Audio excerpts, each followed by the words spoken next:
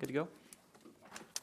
Thank you, everybody. I'd like to call to order the Thursday, August 8th, 2019 Watertown Board of Adjustment meeting. Can I get a roll call, Jill? Dargits Johnson. Here. Hanson. Here. Culhane. Present. Dolly. Ford. Here. Kays. Okay. Oletsky. Present. Stein and Brink are absent. We have a quorum. Thank you, Jill. First item on the agenda today is the approval of the July 18th, 2019 minutes. So moved. I have a motion. Second. Motion and a second. Any discussion? All in favor? Aye. Opposed? Minutes are approved. Item 2 on the agenda is an applicant from Ashley Larson and Tanner Cohn. Jill?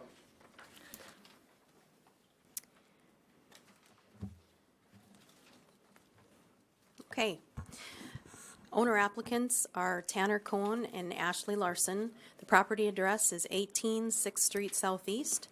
This is a conditional use request. The applicants seek approval to operate a home daycare business from their single-family dwelling located in the R2A Single-Family Attached Residential District pursuant to chapters 21, or sections 21-1804, 21-16031, and 21-14031 and 5, and contingent upon compliance with home occupations and standards, the chapter, and specific rules governing individual conditional uses. Larson proposes to regularly utilize their 524 square foot single-family dwelling for the daycare business. The property surpasses the minimum square footage of interior floor area and soon-to-be fenced outdoor recreation space required for up to 12 children per city ordinance 21-14031. Larson is, Larson is not currently registered with the state. Staff finds that daycare home is a listed conditional use for the R2 single-family attached residential district, provided that such facilities shall provide not less than 35 square feet of interior floor area and 50 square feet of outdoor recreation space for each child. In addition, such facilities shall supply adequate off-street parking or other suitable plan for the loading and unloading of children so as not to obstruct public streets or create other traffic or safety hazards. The applicant submitted written requests, site plan, and floor plans, which reflect compliance or non-compliance with the following ordinance requirements. 210202 2B 7A through H is specific rules governing individual conditional uses, and this includes the review of ingress and egress, off-street parking and loading, screening and buffering, signage, exterior lighting, required yards and open space, and general compatibility, whatever applies to this specific situation. The property has 3 off-street parking spaces. 2 are required for just the primary use of the property, which is single-family dwelling, and currently home occupations have no minimum requirements. Any signage must comply with 21-70028 and Chapter 2180, and Larson has acknowledged by signature, which is included in your packet, her understanding and assurance to comply with those the standards.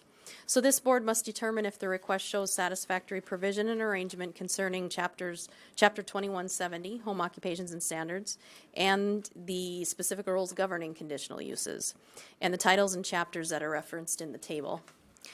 If endorsed, this board may consider imposing any conditions of approval deemed necessary for this secondary use, for example, additional parking spaces or play yard fences, etc. Thank you, Jill. Is the applicant here today? Yes. So, Go ahead and come forward and state your name for the record there. Ashley Larson. Thank you, Ms. Larson. At this time, you've got a note here that says the maximum amount of children that you're going to care for is 12. Do you already have children lined up to start your operation? No. You're not currently running a daycare. This is something that you want to start doing. Yes. The fence that you plan to put in the backyard, do you have a time frame on when that would be? I'm hoping for next spring. Okay. It's not an explicit requirement. It is something that we like to see, though, in home daycares because it provides a nice enclosed place for the children to play.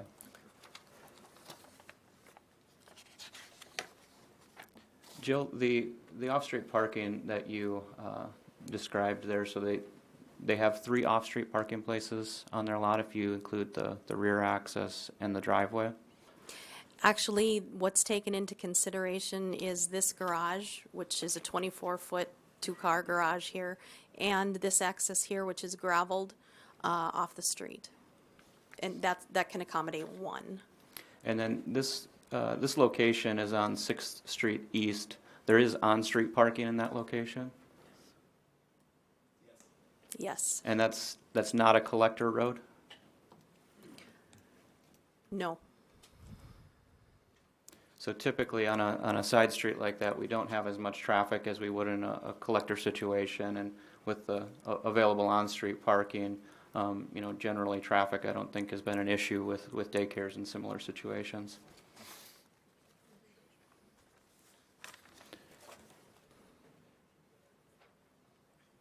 Any additional questions from the board for the applicant? How close is the garage to the alley for your gravel driveway in the back? I would say about 10 feet. About like 1 car width Yes. without hanging off? Okay. Yes. But you would really rather have them parking in the front? Yes.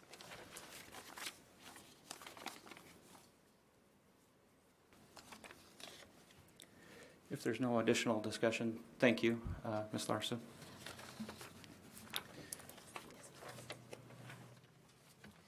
With the public hearing open, is there anybody else to speak on behalf or against? Seeing none, I'll go ahead and close the public hearing. I'll ask for a motion for discussion. Second. A motion by Dargis Johnson and a second by Colhane. Any additional discussion on this?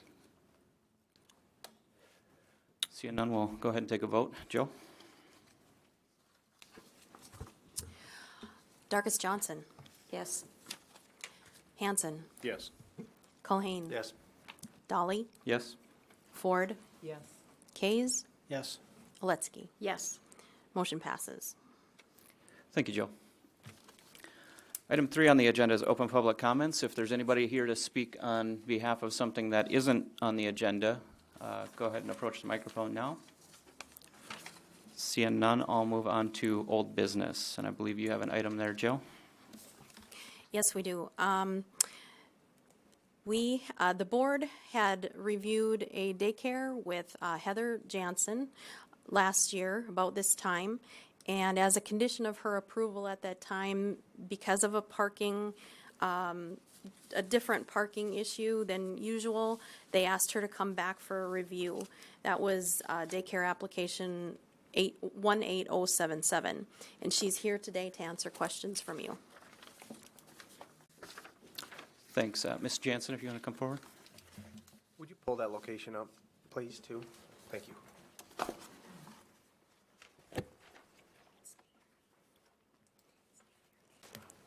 Heather Jansen. Have there been any issues reported in relation to the parking, either to yourself, Ms. Jansen, or to the city, Joe? Not that I'm aware of. We haven't received any comments. And there's nothing code enforcement's ever received either, so. Thank you. If you could zoom out just a little bit, Joe, just to kind of give a brief overview to everybody else on the reason why we had so much discussion on this particular property. You can see right there that north and southbound main road there is Highway 81, and the property in question here is sitting right on 3rd Avenue North. Being a major collector route and a controlled intersection there with stoplights, it is particularly busy at the time of day that are frequent to daycare parents. So, in the morning at about 8, and then in the evening at 5 when everybody's getting off work. So, a lot of discussion on the proximity there and the safety of unloading the children and the impact to traffic. So. That was the primary concern when we had the discussion previously. I'm definitely glad to hear that we haven't had any issues with that particular property. No reported car accidents over the course of that. I think that was the biggest issue. We wanted to make sure that when people were exiting back out on Highway 81, that we wanted to see a track history that was going to take care of itself. And so I think myself was one of the individuals who were talking about that, and so I'm satisfied.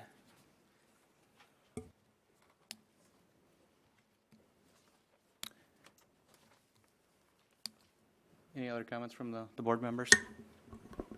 So is this a easement that you received? We got approved for an easement on the back of the driveway, but I brought all my papers, like I said I would, the census from the year. I've only had 6 families and all at one time. I'm down to 4 kids when school starts and 2 cars, so I have the gravel, we can build it. I haven't had a full capacity daycare to have it be a problem. I have the times everybody's dropped off and picked up written down. So how many cars, how many families? There just hasn't been more than 2, 3 a day. And they've primarily just been using the main driveway then and egressing back onto Third Avenue? Yep. And it's not created an impact? Is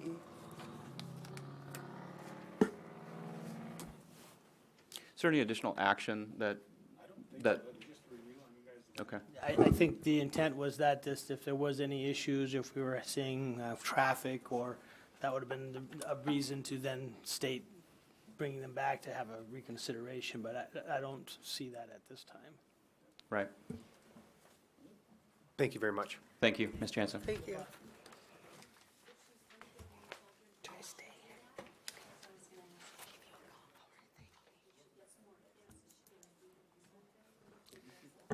Ms. Jansen, here, one question here before you go. If you get a lot of children, get to the capacity that you want, will you then do that easement? Yeah. Okay. Yep. Thank you.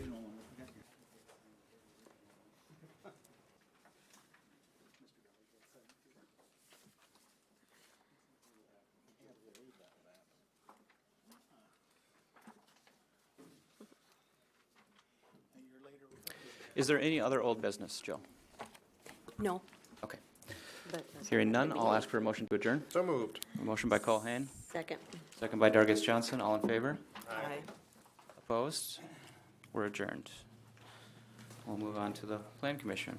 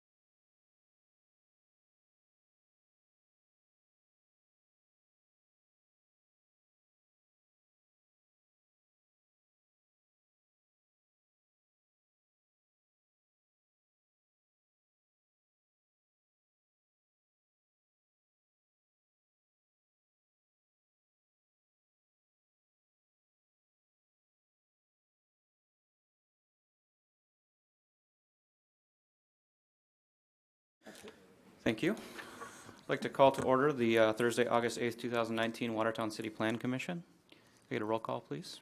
Dargis Johnson, Here. Hanson, Here. Culhane, Here. Dolly, Here. Ford, Here. Kays, Here. Oletsky. Present.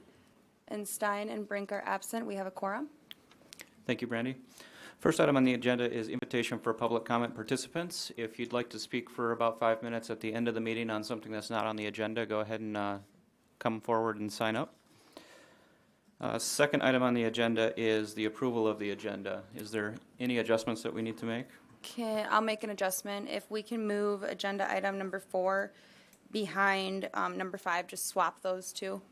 We're waiting on the developer for the TIF discussion. Okay, and then I had just one note on the agenda. When we get to item 7, I'll be recusing myself. Okay. And at that time, I'll hand it over to Chairman Cohane here to handle that item and then pass it back to me. Sounds good.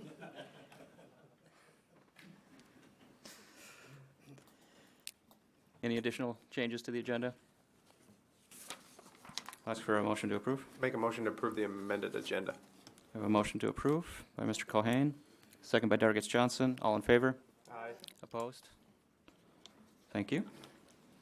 Item 3 on the agenda is approval of the minutes from the July 18th, 2019 meeting. Oh, there are none. There are no minutes included, so that needs to be struck. So we'll strike item 3 from the agenda. Yes, we'll have those for the next meeting. Okay, and we'll move on then to item 5 on the agenda. Okay. Where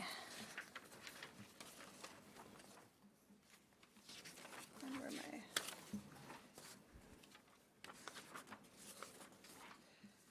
I? Okay, so what is in front of you here is this is for the commission consideration of recommending resolution number 2019-21 to City Council initiating annexation of a tract of land contiguous to the City of Watertown known as Endress Third Edition, and resolution number 2019-24, which establishes the zoning designation of C3 Highway Commercial District for Endress Third Edition as well.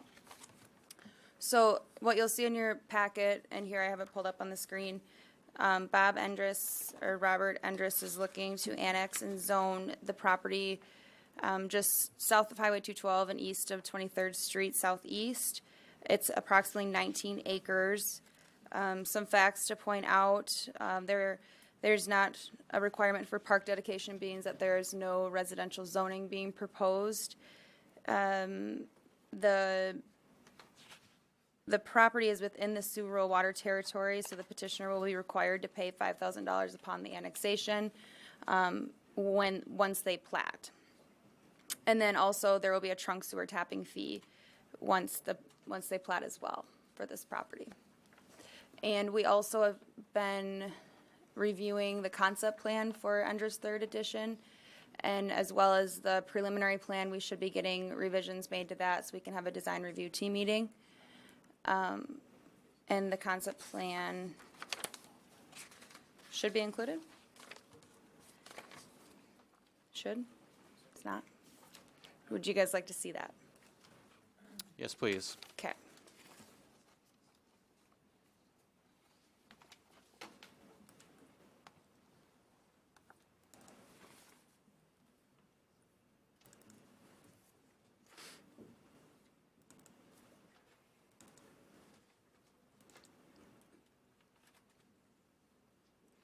Okay, so this is something that we'll present to Plan Commission for informational purposes. We don't have to take action on it. The preliminary plan will come forth, and that's what you guys will act on. So what you'll see is now what we requested to. So there's right-of-way here, which is 10th Avenue Southeast, and you can anticipate a plat coming for that because I believe that they want to get working on constructing that still this season. And then also they have shown the right-of-way that will extend south and connect the 226 streets. But that is something that we requested. That'll be coming on the preliminary plan. It just wasn't shown on the concept plan. There's not, the subdivision of the lots aren't shown yet, but really when they come in and they plat, they'll plat as one parcel, and then they'll just show the right-of-way of 10th Avenue.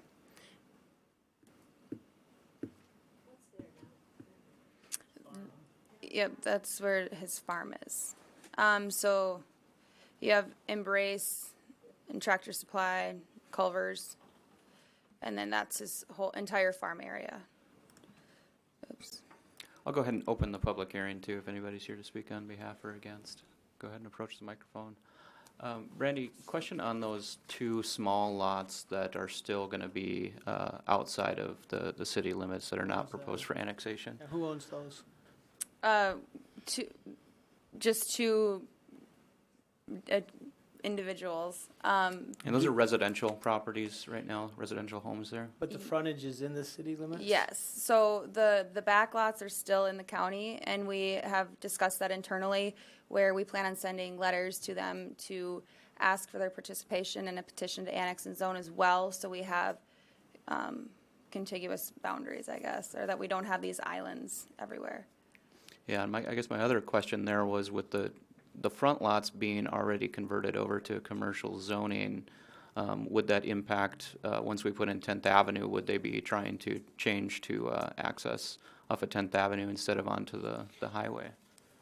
Yeah, I guess where I'm maybe following what Wade's thinking is that if the Endries are to construct 10th Avenue to city standards with those two other lots, which would ultimately have access to 10th Avenue, would Endries get something back in a pro rata share for the construction of that? For those people, I mean, those people are going to get a benefit of the construction of 10th Avenue without having to pay anything? I mean, has that been brought up? You know, we have not discussed that. That's a good point that we can discuss at the design review team meeting. I would imagine not. It looks like one of them may be immediately adjacent, and the other one, I think there's going to be a little bit Well, of a the other one strip in has there, to have but- access, so And- it's gonna have to have access to 10th more than But the they are, so the front lot and the back lot, they're owned by the same property owners. Oh, So I would imagine that they already have access to Highway 212. You know, unless it was something where, being that they are residential properties, if we would move the access off of 212 and have it on 10th, that would probably be more convenient. those two current properties, what's immediately adjacent to the highway? The front two lots you said the front two lots and the back lots are owned by the same people? Yep, Are there residences on both those lots? yes. But they sold the front half off to, No, they just annexed the front, and I would imagine that happened at, in order to get acquire city services years ago? yeah. It's just in driveways, isn't it? No, It it's looks- the looks house. like It it's is actually the house, Here, I'll too. turn on the city. Yeah. This is all messed up. It really has nothing to do with the Enders request, but it's something No. that I think needs to be addressed. Also, in your design review, are you looking at what the impact to traffic is going to be at the intersection of 26th and Highway 212? Yes. I'm assuming that, and also I'm guessing what dumps out onto 23rd as well. Yep, and I believe that DOT has discussed that 23rd is the location of where a stop sign will be someday, so Stoplight? once... Yeah, stoplight, sorry. So once traffic warrants that, then that's where they're anticipating it'll be placed. Right. So this will help to convey traffic to the west. Yeah.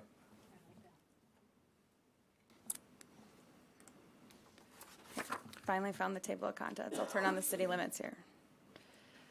So, yeah, you'll see these two properties.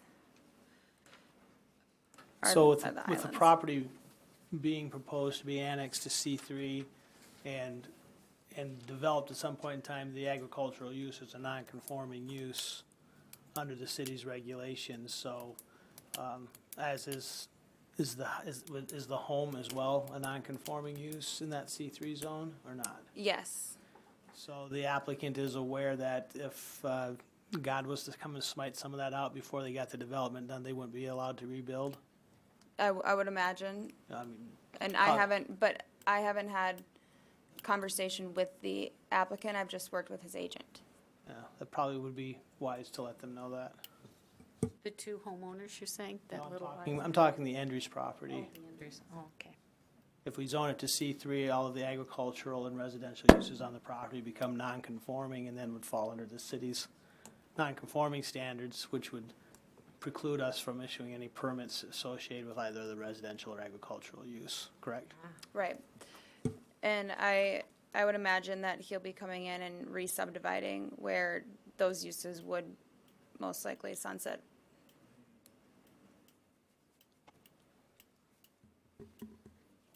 I'm going to go ahead and close the public hearing.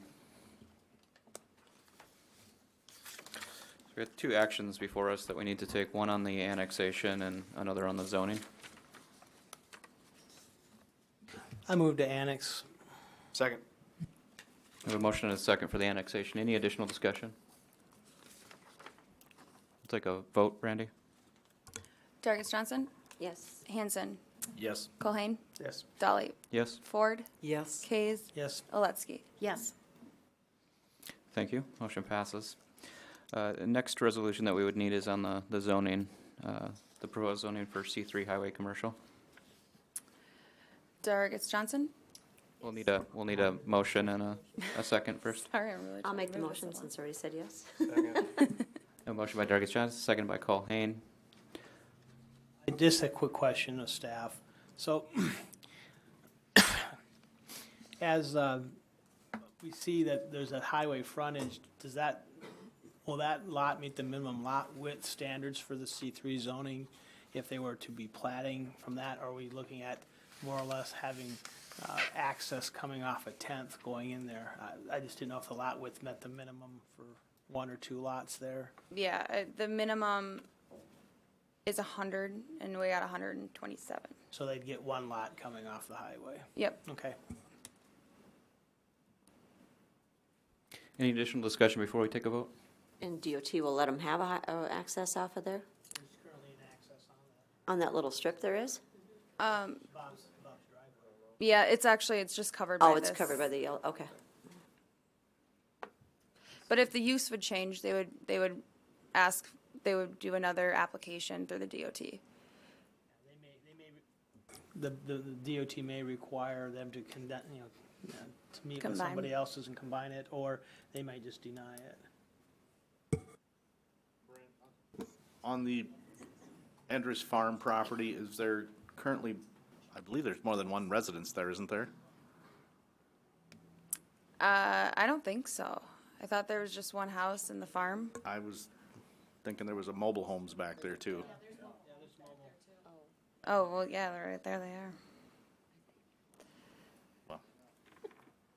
And again, I don't know if they're currently, I mean, as far as I know, one is for sure occupied, but again, with the zoning, is he aware that I assume they're farm employees, but does that potentially displace? I will have that conversation.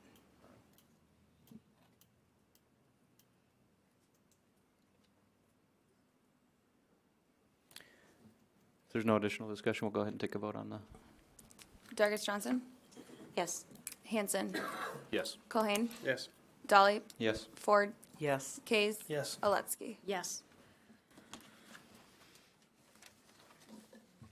Motion passes. Are we prepared for item 4 at this point, or No, if we can move on. we'll go to 6?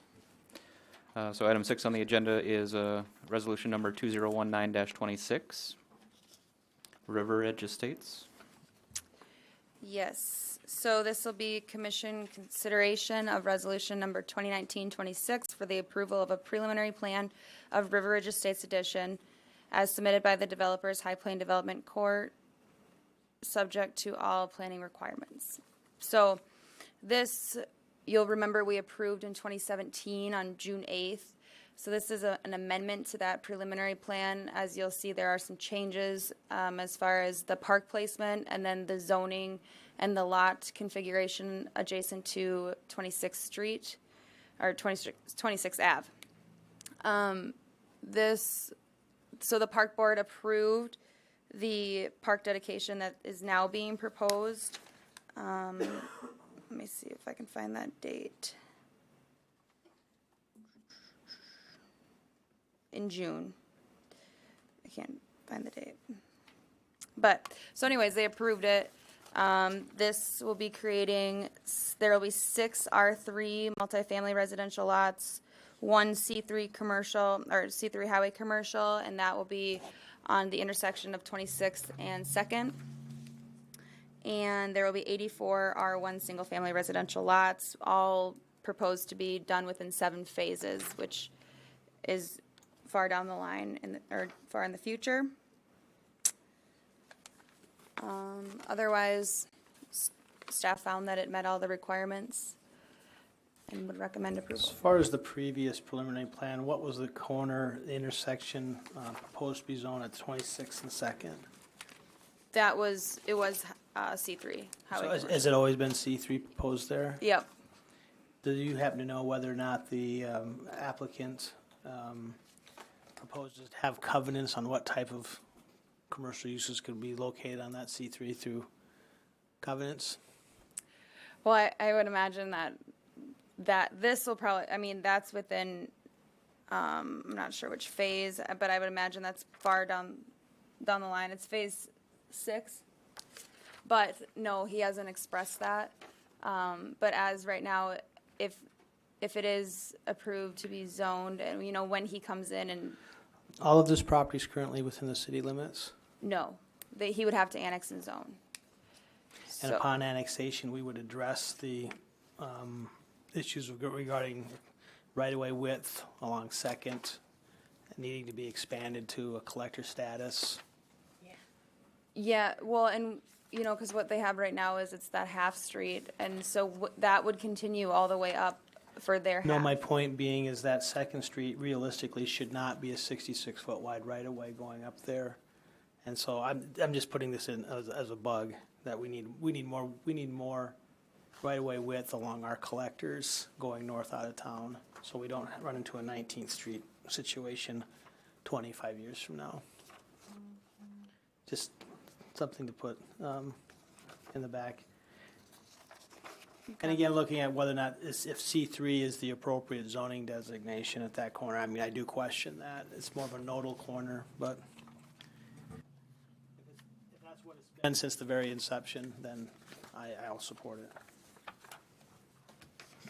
What did we end up for in terms of a park dedication?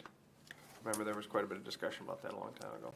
Yes, so it is in that central location that the park board did request, and it is the 8.4 acres that are required, and that is not including the detention pond areas. Because that was a concern too, that, you know, we don't want to take over, that's not our park areas. The city still will take those over because it is residential, once they're constructed to our standards. But it is, and there are areas, so we shifted those lots in. What's an on-lot water quality control system? Colin, do you want to answer that? Yes. Excuse me. So, and maybe that Colin's actually a better, because he's the one that actually designed it. But the more we looked into it, because these lots drain to the west at a considerable rate, they have to do something slightly different, because you can't really get it into a pond efficiently. So it's kind of it's a unique.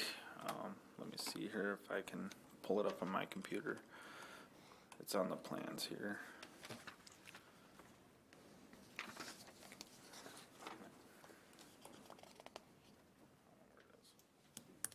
I should be able to get it too, Colin. Okay. So it will take in the water if it's up on the screen, and then we'll go into these water quality storage tanks, and then it will release very slowly, like a water quality pump. Underground? Yeah.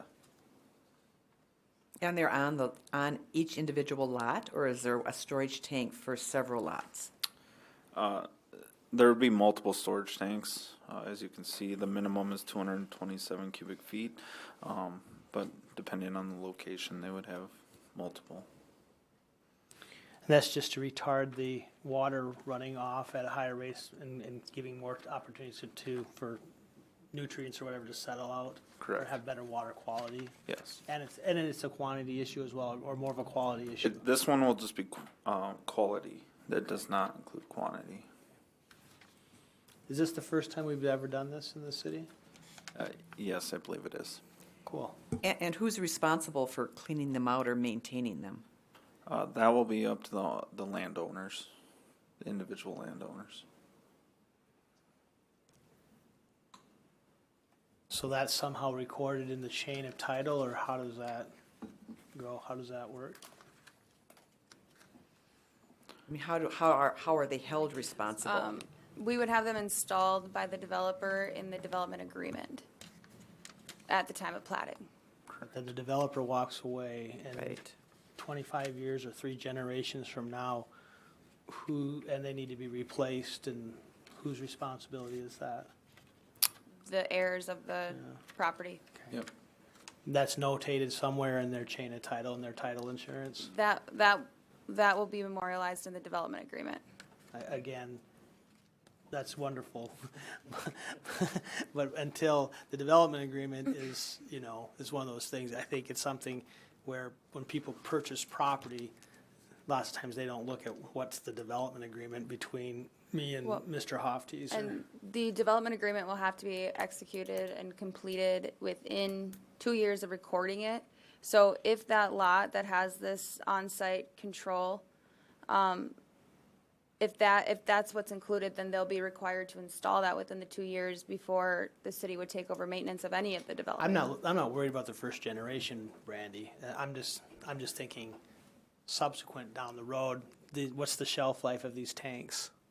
I think we got a similar issue with any other water quality facilitation methods, but the difference here is that it's below ground, right? Structure too. That's not gonna, unless it's all PVC, or what is it? Is that what it is? Okay. Council, do you remember properties class? Does the covenant run with the land or not? Well, I'm just trying to figure out, this is new information to me too. So these things they're below ground, I assume, and nobody knows. Like, how do we know? How is somebody going to know they need to be replaced? I guess is my question. If they ever need to be replaced, Yeah, if they never need to be replaced, then does it matter? Or I guess I don't. are they made? Yeah. Right. Yeah. Get the dirt out. I think the way they could be policed by the city is, I'm Colin from Austin Engineering.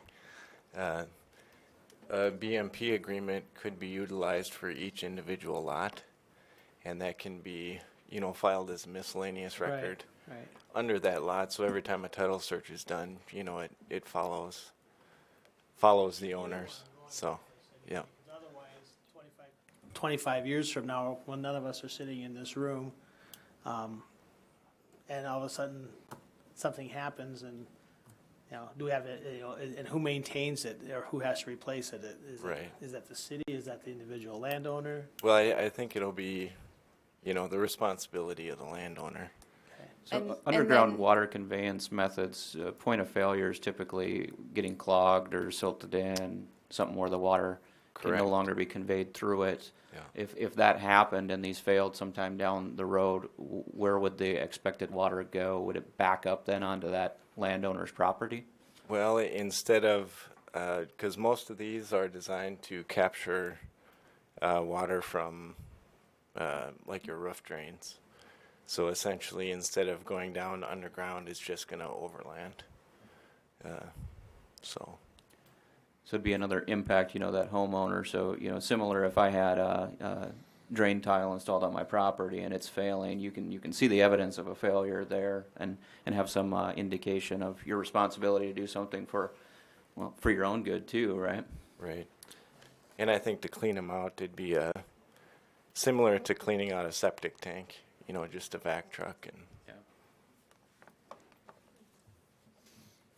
I think it's a great Interesting idea. concept, It's just yeah. a great idea. I'm just trying to make sure that we're hedging our bets on everything. Yeah, I can already. I can anticipate a fight 70 years from now. When something clogs, and then somebody complains that water's draining improperly, and then they say, "City, why don't you do this?" And then we say it's not our responsibility. Or you say, Colin says, well, the water still will come out of the spout. It's just going to go on the ground. It won't go in the tank. Well, I'm not fixing anything. They can It's refer going down back. the They can refer back to this meeting. We'll keep that in the record. And then too, like Colin had mentioned, the BMP development agreement will definitely ensure that the maintenance will be taken care of, because if the property owner isn't doing it and it is causing a nuisance or, you know, it's failing, then the city can come in and fix that Yeah, because those and bill them. BMP agreements state that we have the right to go do that and then charge the property owner back, correct? Yep. Yeah, so. Good. As long as it's written down someplace. And follows that lot. I mean, Yes. it has to be in the title work. And definitely the BMP, I actually can't believe that slipped my mind, but, so I'm glad that Colin brought that up. But the BMP development agreement doesn't have a shelf life like the development agreement does. Everything has to be installed within 2 years, so we would want those installed, but then we would have that agreement that would be perpetual and would run with the properties. That it would come up in a title search. If somebody was gonna buy that lot, they would know what they would be getting themselves into. So it's 2 years from the sale of the property or the development of the property or the platting of the property? Of the platting, that the developer has to have the infrastructure improvements installed. What is the lay of the land of the park? Is that lowland, or is that gonna be something that's gonna be, is it lower? No, it's actually not. The lowland is in the northeast corner. So, and that's where he has the detention pond. But this is actually really nice land. Flat. Yes, can we I- zoom in there on where the park would start? Actually. Be right off of Cheyenne Lane, I believe. Yeah, I believe that Ryan put the plan up here. Is there gonna be a good snow hill is what I wanna know. That is what Whitwell I'll probably Park get up is. on that northwest corner and it'd be. Okay, so this is where the park will be. Now, the actual entrance off of Cheyenne Lane, though, is immediately adjacent to the last house that's currently built. Let me look at that. Correct. So the access could come from, now, there's also a manhole on the over here, if you can see that. And then that has to be hard surface because there has to be all-weather access to the manholes. So either an access could come from that and then utilize, you know, the paving there for have multi-purpose, or we could do it from Cheyenne Lane too. It's really just what the park board decides when they're designing this park, and they are anticipating to put a park up here, and I can't remember the timeline. But That was my soon- next this is their question, too, next. so. Yeah, this is their next park that they plan on developing. Good. So I would imagine within, I don't want to put words in their mouth, but I would say within 3 years. But parking around that park is very, very limited Yeah, for and access. they to it. would most likely put some type of parking lot within there. So they would have the driveway either off of 7th Street or Cheyenne, and then would most likely have a parking lot, I would imagine. Being it's a residential neighborhood, people have visitors. I mean, we can't look for utilizing the on-street parking for the park as well if we want people to. And in many Enjoy it. neighborhoods, the community that lives around it are walking to the park to enjoy the time outside and to enjoy the park facilities. Even Highland Park, which is right in my neighborhood, has got an extraordinary amount of parking adjacent to it, but you know, most of the time it's empty of cars. It's people that want to walk down there. Yeah, T-ball. There you go. You get a baseball field, and everybody's traveling in. But When she said they were gonna develop it, I guess that's what I was thinking. If you're gonna have a ball diamond up there for a T-ball, it's gonna be tough. I'm not sure what they anticipate putting. I would imagine playground thing. but it's next on the What list it is for development. So at what point does this actually get dedicated over to the city then? So once he plats it, and he has to plat the park before he moves on with any other development. Perfect. Thank you.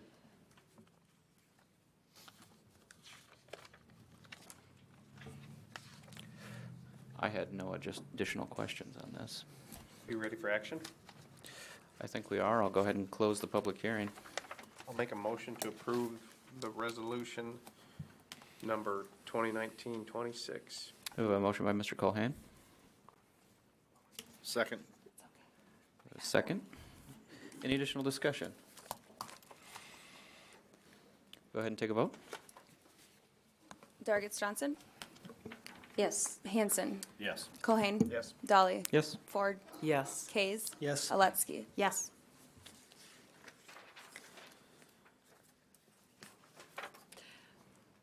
Motion passes unanimously. Thank you. Now we'll move on to item 7. And at this point, since I'll be recusing myself from this action item, I'll hand the meeting over for this item to Mr. Cohane, and he'll take us through that.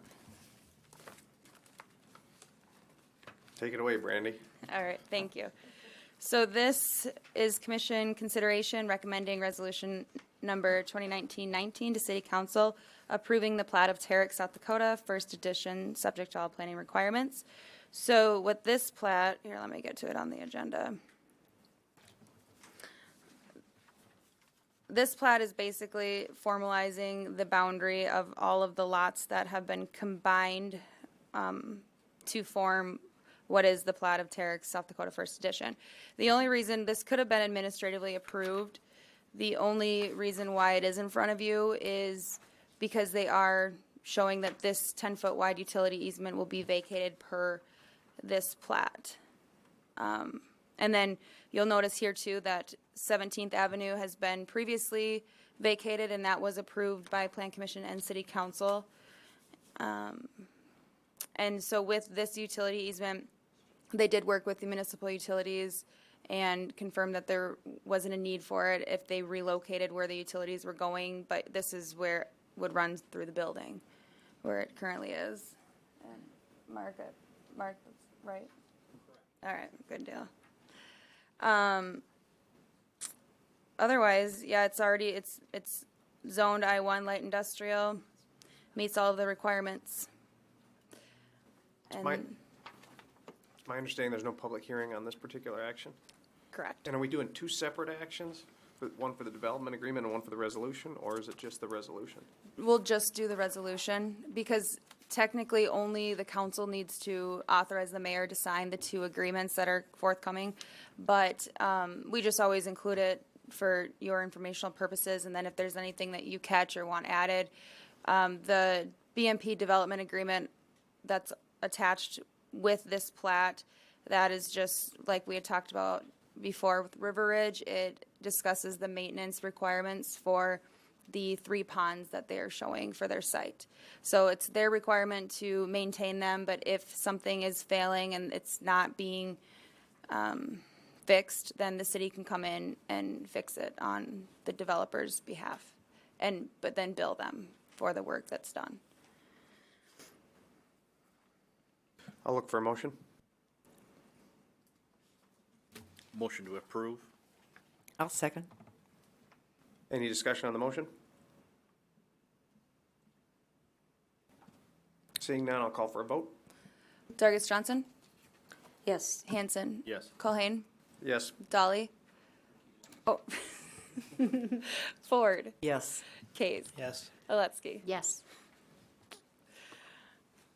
Motion passes unanimously.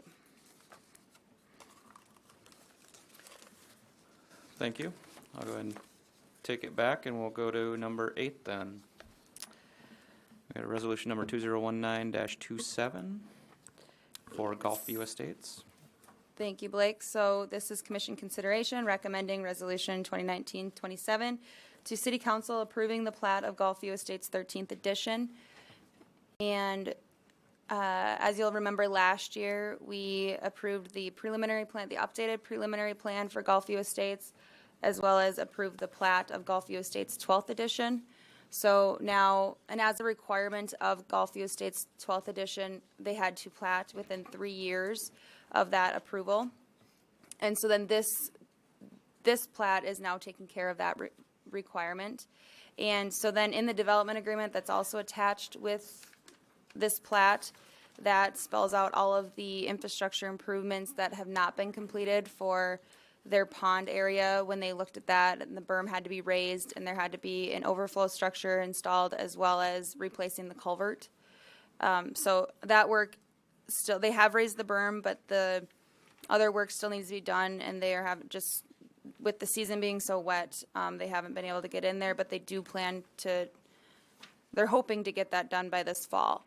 But with this development agreement, it will ensure that it will be done within 2 years.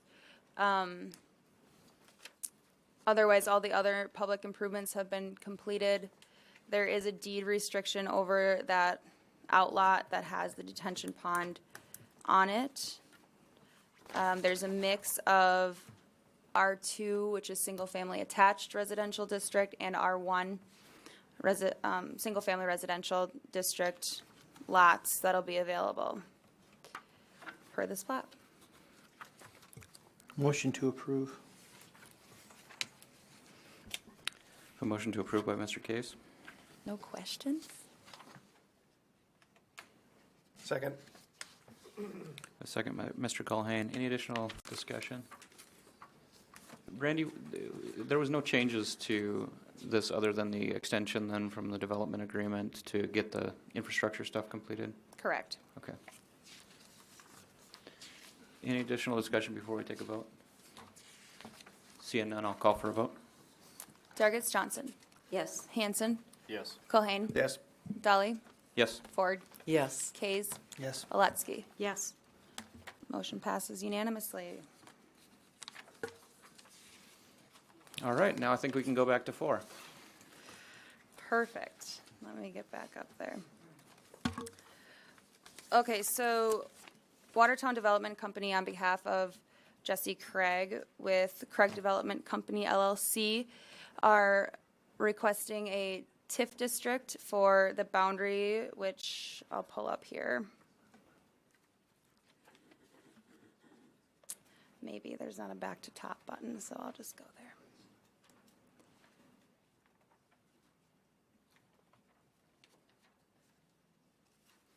Okay, so here's the boundary of the TIF district. If you guys are familiar with the old Burritos on Broadway and the Harbor Bar that is no longer, that'll be the area where this new development will be taking place. And so this will be TIF number 10. We've had TIF 7, 8, 9, and now 10 come through within the recent past. So for TIF 10, it's a proposed mixed use of commercial and housing that will be created to pay for the cost of public infrastructure, land acquisition, and other expenses needed to facilitate the construction of a 7,989 square feet of retail commercial space, 39 one-bedroom apartments, 45 private parking spaces, and 27 public parking spaces. So if Tracy or Jesse want to add anything to that, I will turn it over to them.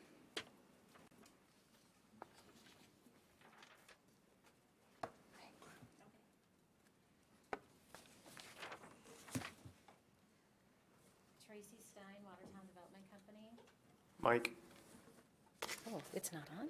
Oh, that was weird. It was on. It was on. Yeah. Tracy Stein, Watertown Development Company. The development company is getting involved with Jesse Craig of Craig Development to rehabilitate and use land that is not being properly utilized right now because of the fire with the Harbor Bar and the demo of Burritos on Broadway. And we are also utilizing our parking lot behind the Commerce Center to help with this development.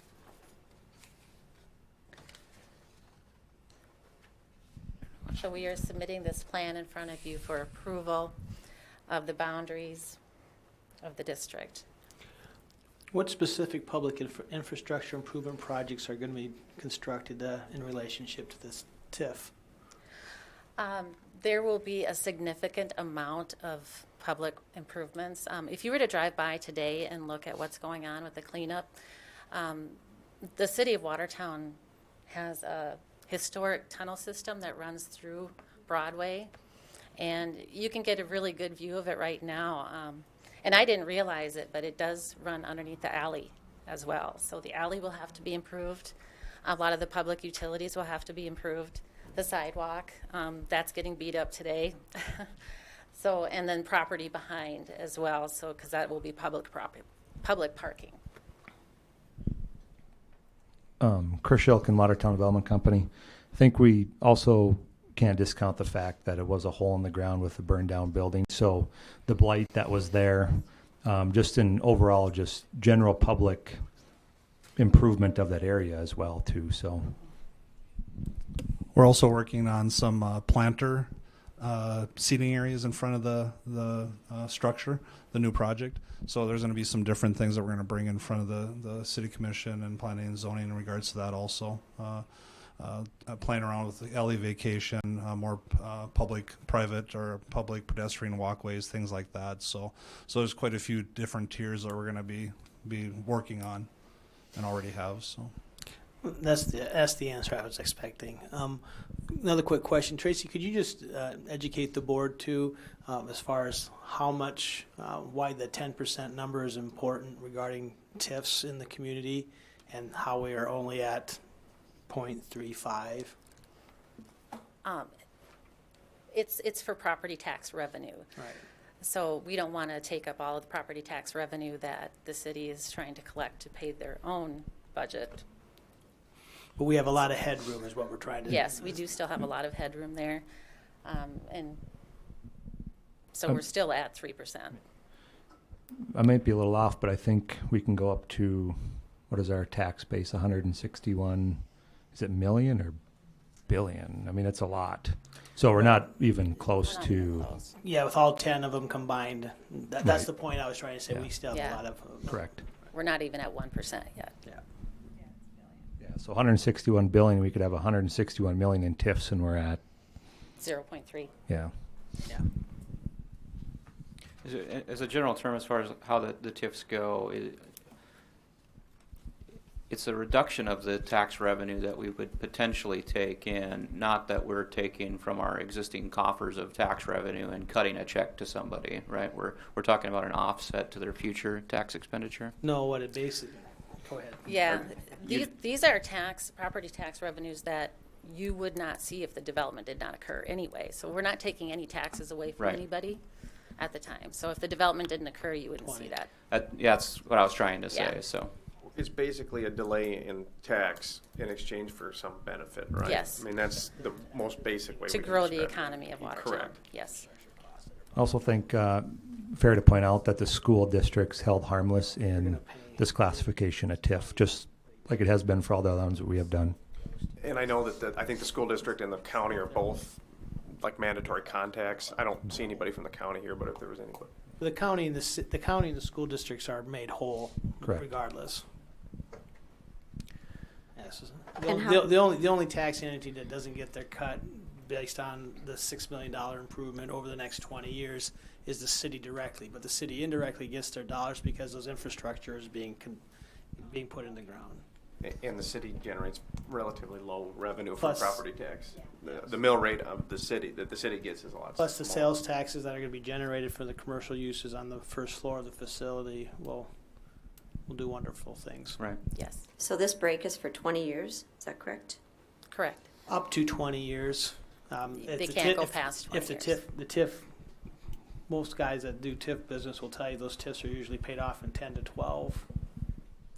Okay. Once the Once the amount of TIF dollars that we allowed in the plan is paid back, then the TIF will dissolve. But pay back in infrastructure Costs. development and stuff. Yes. Oh, okay, good. Now, this is a tool that is available to any developer, local or regional or from somewhere else, right? That is correct. And if somebody wanted to do a development, whether it was downtown or on the outside the city, what's the procedure? You would have to find somebody that can write a TIF plan, describe your project, and do the math on what kind of property tax revenue that would generate for the city or the county. And get your blessing. Is working with the Watertown Development Company an appropriate place to direct people that are interested in that? Oh, yeah. I think some background to this, when we first took on downtown redevelopment and trying to address the housing issue that we're facing, we've been searching for a developer to do projects like this. Now, we hopefully plan on doing more, that'd be a good thing. So this isn't by any means just a one-off type deal. I mean, I see if there's projects out there that want to come and do these, yeah. So we searched for developers from in town to Sioux Falls to Kansas City, Missouri to Fargo to Bismarck, and we just kept working back and forth, and finally Jesse just said we're going to do it and put the plan together. So long answer to the short question is it's available to anybody that wants to. There has to be certain criteria, and it can only be used for certain criteria. Housing is one of them. We see the need for housing. Housing is economic development, vice versa. So that's why we believe it's a good plan. The reason I ask these questions is because there was some comments on social media and stuff, and I just wanted to clear it up. I don't know if those folks are going to be watching anything tonight, but as it gets out in the public, the way these things work, they're very specific plans. They're very detailed plans. It's very heavily statutorily controlled, and it requires somebody to step in and say that I'm going to spend a bunch of money too. Yeah, I mean, it's a $6 million project. So the other thing too, I think for general public knowledge is we're on TIF 10. We've done 4 of them in the last 6 months, but there are cities that are on TIF like 80 and 90 for a lot more than we've done. So very new to Watertown and probably a lot of commissioners and board members, but definitely. We have very few. We have very few economic development tools in our toolbox. It's either tax increment financing or discretionary tax formulas, and there's no discretionary tax formulas being waived off the rest of this property, and we're not double barreling it, right? Right. And the other thing when it comes to residential development and TIFs, we are somewhat limited to the types of housing that can be developed under residential TIFs as well. And in a lot of good development plans, the best way is infill, where majority infrastructure is already there, so it's a lower cost rather than trying to run water and sewer out to new blocks. I mean, that's acceptable too, but this way we're taking Blight and downtown and getting us up to speed. It's a good project. Speaking of just Blight and social media, I did see that I did see that there was another rendering in this TIF presentation too. And my question for Mr. Craig is this representative of the final design for the building? Brandy, maybe you could pull that up. The previous discussion, we had a illustration that was the big white mainly box. Just a big box, right, with no doors or windows. And although we understand that, obviously there's going to be some real design work around that, the question here is this a good representation of what we're ultimately going to see?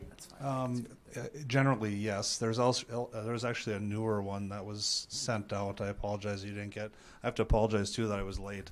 So I'm extremely sorry. Ran into construction, so I apologize for that delay. But this is a good representation of kind of the facade. The one thing that's going to change is I'm still playing around with the different textures and exterior materials.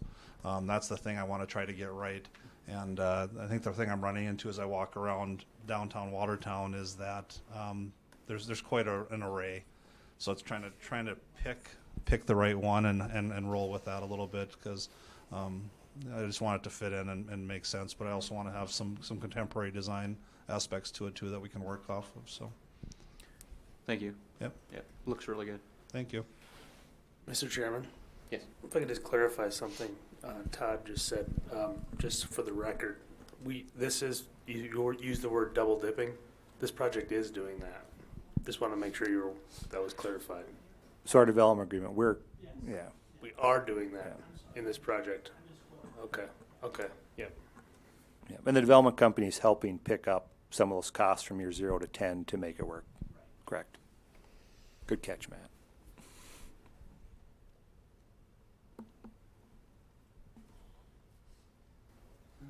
Any additional discussion?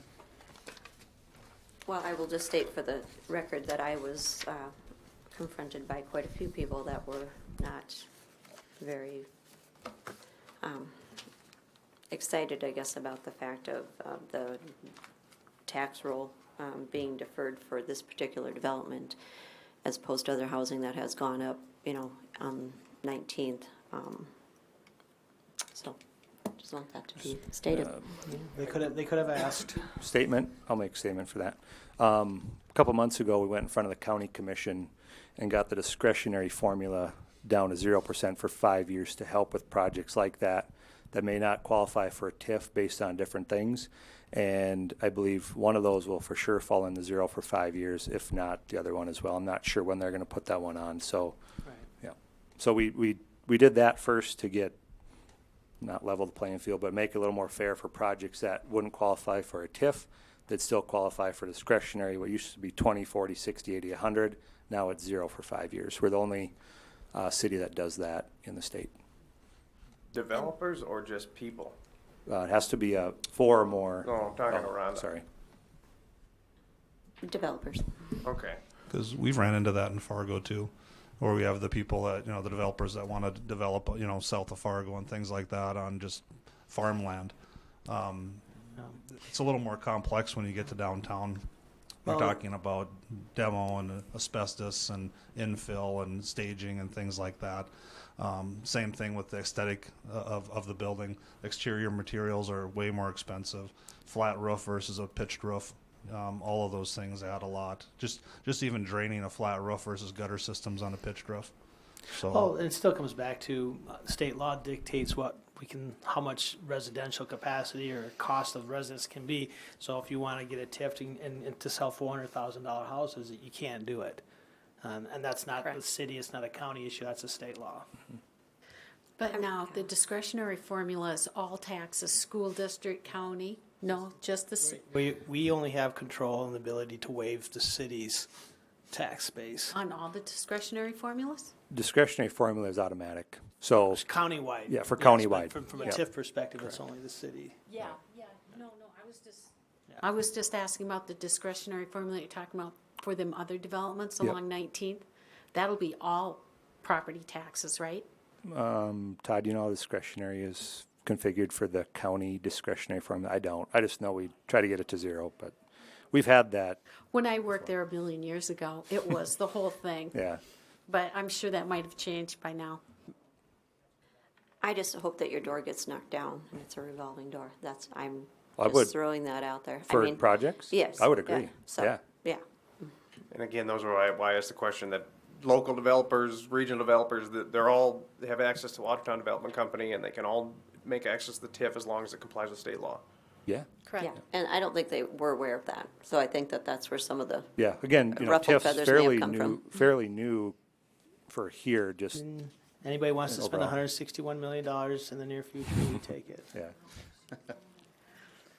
For the record, this is an incredible project, and it's incredible for a lot of different reasons, but it solves or helps out a lot of particular issues. There's housing issues, there's downtown issues, city center type stuff, and it takes what would have been a hole in the ground and makes a cool building. Not just a block. I hope it spurs other developers. I honestly do. Well, I mean, and there's a lot of stuff to do.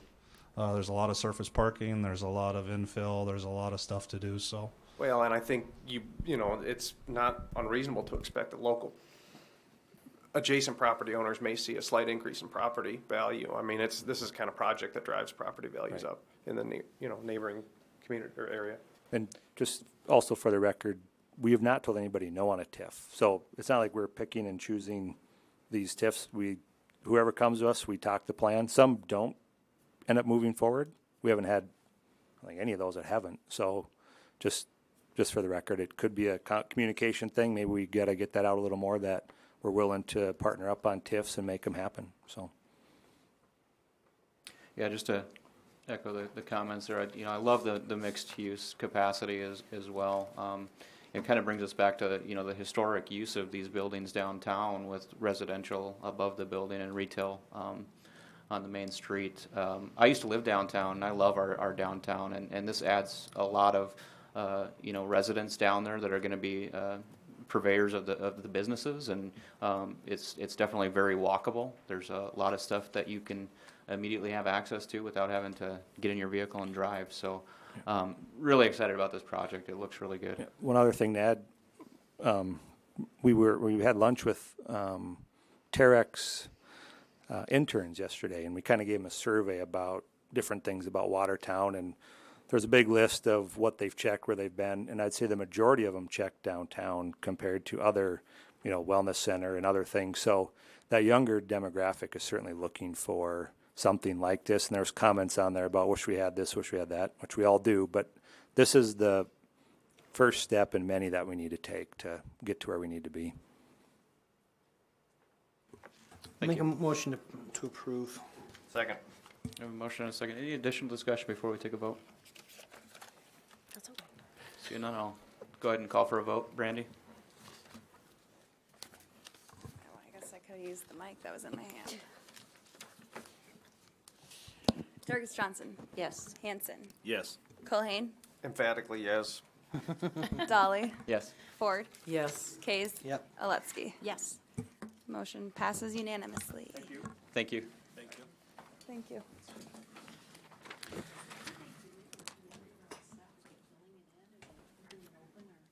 That's a good question. Hey, excuse me, what are you guys doing with the underground tunnels? Are you keeping them open? I mean, it goes all the way to the middle of Kemp Avenue, doesn't it, some of those tunnels? We are, sorry. We're actually, there we go. We're actually working on that right now. So working with BOA infrastructure and stuff like that. It's kind of one of those things where whatever we start with, we got to kind of carry through. Yeah. We can't just start and stop it. So we're really looking at that, and we got to talk to the utility company and things like that. So I apologize, I don't have a definite answer for you. No, I was always but- wondering, because, all the buildings, businesses down there, they all have that access right underneath, and a lot of people didn't even know that it was there. Well, we even ran into the WDC building. They have that overhang where the drive-through used to be. It used to be a bank. Underneath there is a basement, and then another one over. There's another full basement underneath that with a concrete lid on them. So we ran into that too, where it's trying to demo it and not tear down the WDC building. It's been interesting. Yeah, that's where they ran all the steam pipes or something, wasn't it? It was. And that's Crazy. part of the downtown stuff too, where we talk about the cost involved. There's always starts. You run into situations like that and issues that come up that I've run into it before, but there's always something new. It seems like so. Sure, our records going back that far aren't the greatest, I found that, yeah, they're definitely paper. So, but we can report back when we get a little more detail, and I'm sure the city staff will hear about it also. So. Yeah. Okay. Thank you. Thank you. And number 9 on the agenda is the open public comment. I don't think we had anybody sign up for that. We'll move on to new business. Okay, so if you guys followed up on the city council meeting, we had the first hearing of the the DT downtown overlay district, and there was discussion on the boundary that we chose.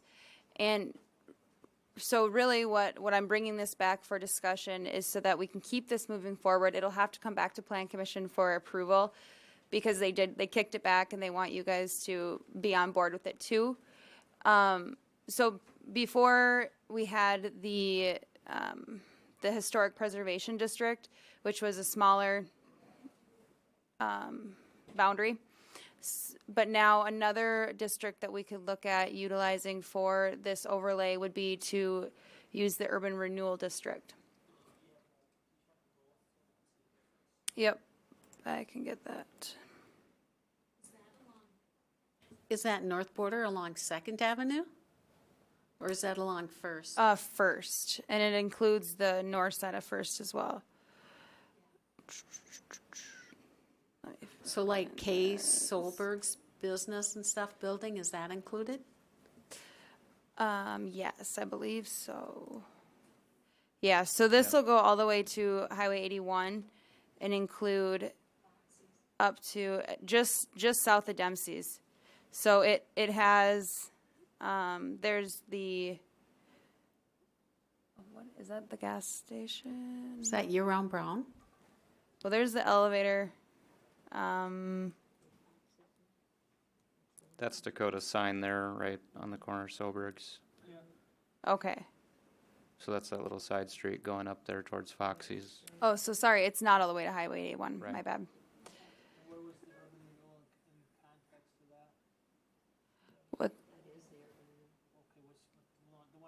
Oh, okay, the historic preservation one.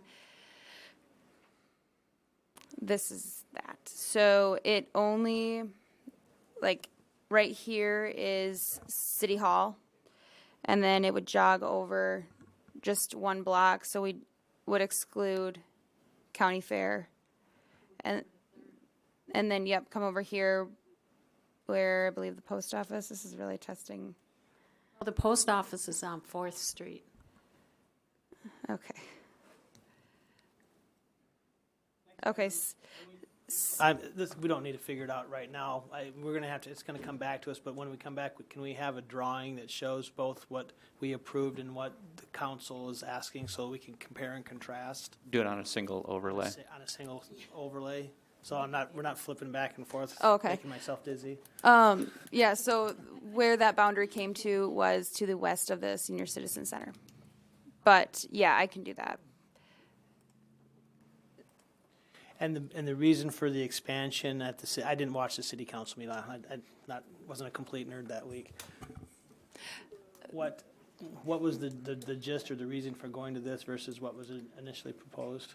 Councilman Roby had brought up just with this district here, how we had some half streets in the district and then the other half not, and he just thought for uniformity that we would want that. And I do see that, and especially too when we had further discussion, really this isn't impacting downtown today. It'll just be for the future if there is new construction or if there's substantial improvement done. So it really doesn't impact, because before we wanted to make it a smaller boundary just so we weren't affecting these buildings that were existing today. But it shouldn't. And if anything, it's just going to uphold the integrity going forward.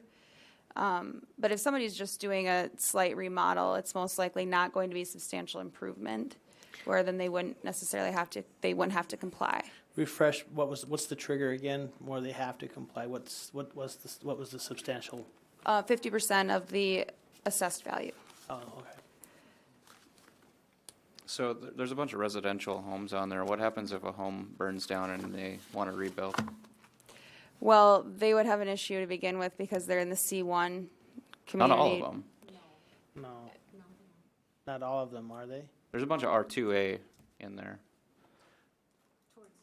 On the south side.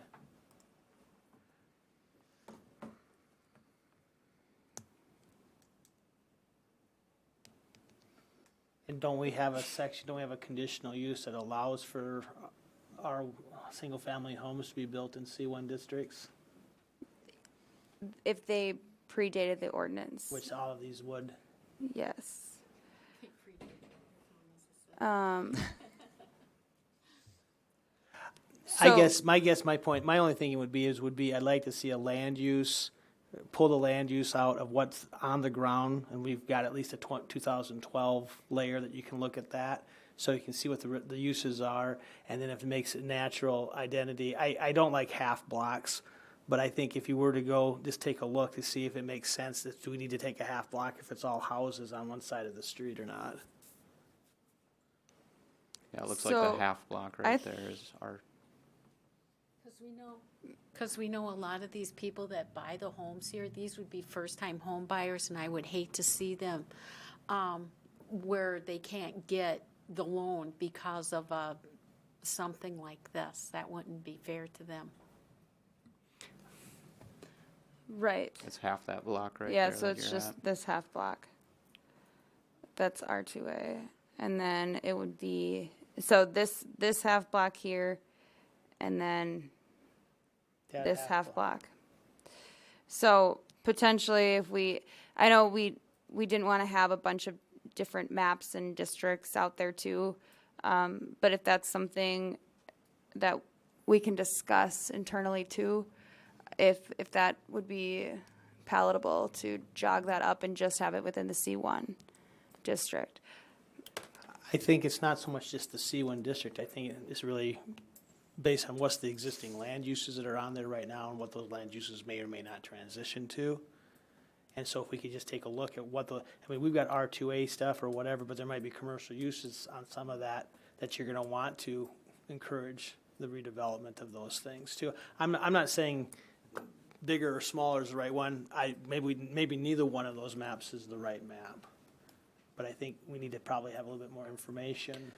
Yeah, I just want to be really careful because the language and the way that the ordinance is proposed for the downtown overlay district is really to encourage, walkable retail space. And any uses that are not retail space is going to be hard to fit within the boundaries that were established, so. I agree.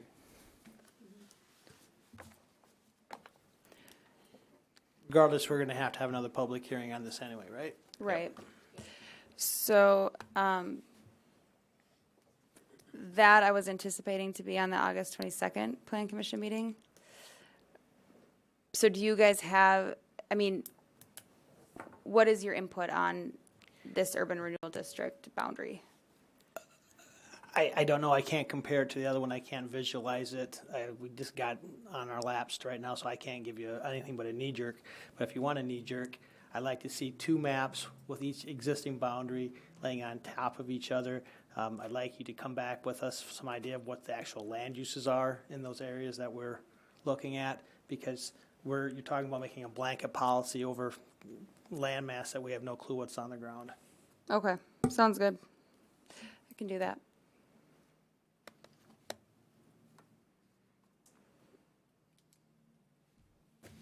Thank you guys for your Anything input. else? Any old business? Nope, Executive session? nope. Take a motion to adjourn. So moved. A motion by Colhane, Second. second by Hanson. All in favor? Aye. Opposed? Thank yeah? you all.